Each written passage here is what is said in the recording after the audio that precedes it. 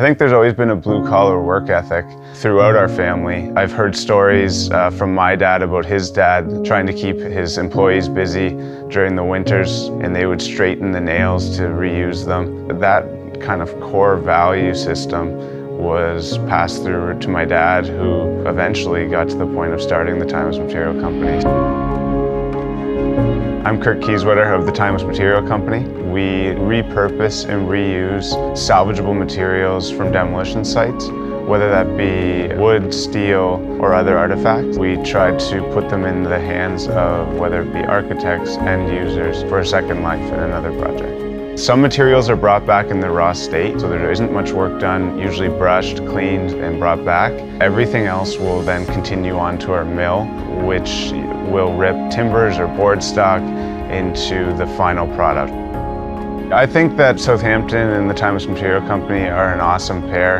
As Timeless grew, we saw the benefit of outlying areas, smaller towns. We had always summered in Southampton. We loved the area, loved Bruce County. I think there's a general environmental consciousness that continues to grow and continues to evolve that has created like a real appreciation for what we do.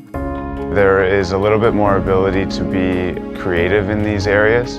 Within the city limits, I think sometimes that gets stifled, whereas out here you do find some interesting people doing interesting projects.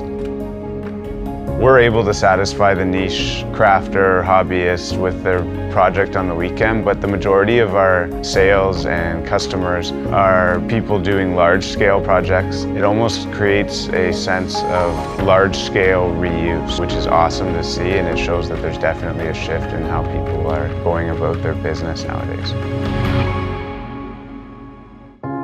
It's a small family-operated business that represents local products, and people are just drawn to that idea of it. So it's an environmental thing, but it's also just having a really cool product to incorporate into your next project.